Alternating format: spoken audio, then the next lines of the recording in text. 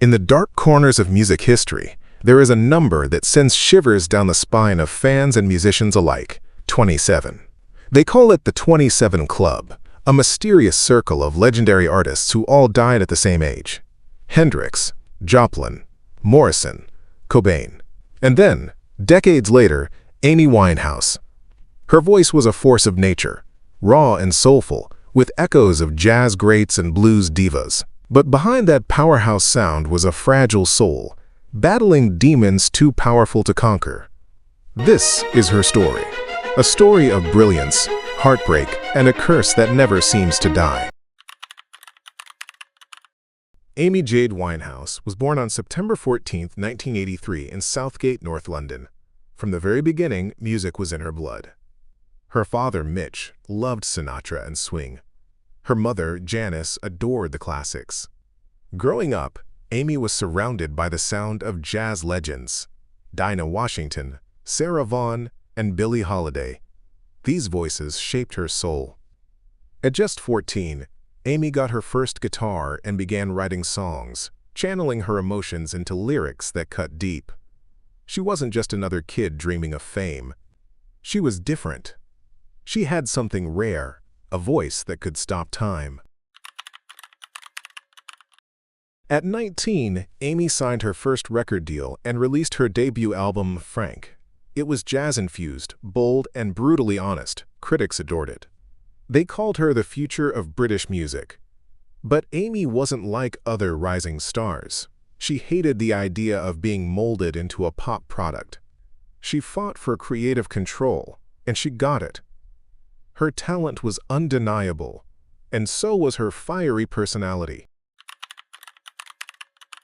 When Back to Black was released in 2006, it changed everything.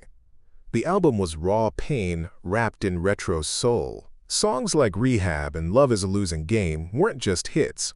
They were Amy's life and lyrics. The world was captivated. Awards poured in. Grammys, Brit Awards. She was on top of the world. But success came with a price.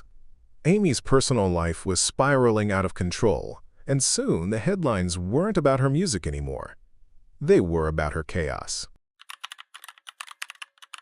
Then came Blake Fielder Civil. Their relationship was a storm, intense, passionate, and destructive. Together, they descended into a world of addiction. Drugs, alcohol, toxic fights. The same passion that fueled their love became the weapon that tore them apart. And Amy, once so full of life, was drowning. The media smelled blood.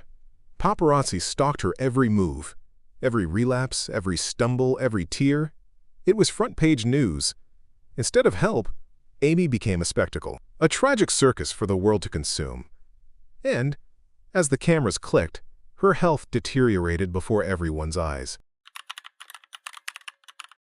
There were moments of hope, rehab stints, comeback plans. Fans prayed for her recovery. But the cycle was brutal.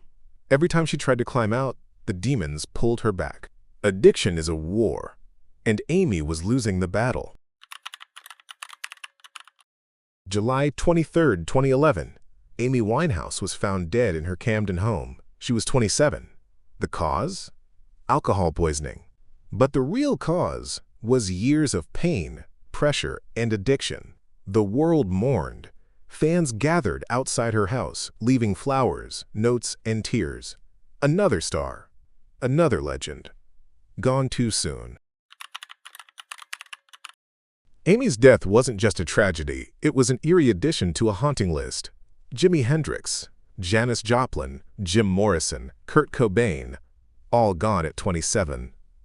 The 27 Club isn't just a myth. It's a curse that music can't escape. And Amy became its modern face. Today, Amy Winehouse is remembered not for her scandals, but for her soul. Her voice, rich, aching, unforgettable, still lives on. She opened the door for artists like Adele, Duffy, and Lana Del Rey. Her music is timeless. And though her story ended in tragedy, her legacy remains eternal. Amy Winehouse wasn't just another singer. She was a force of nature, a woman who gave the world her soul and in return lost everything. And now, she rests among legends at 27.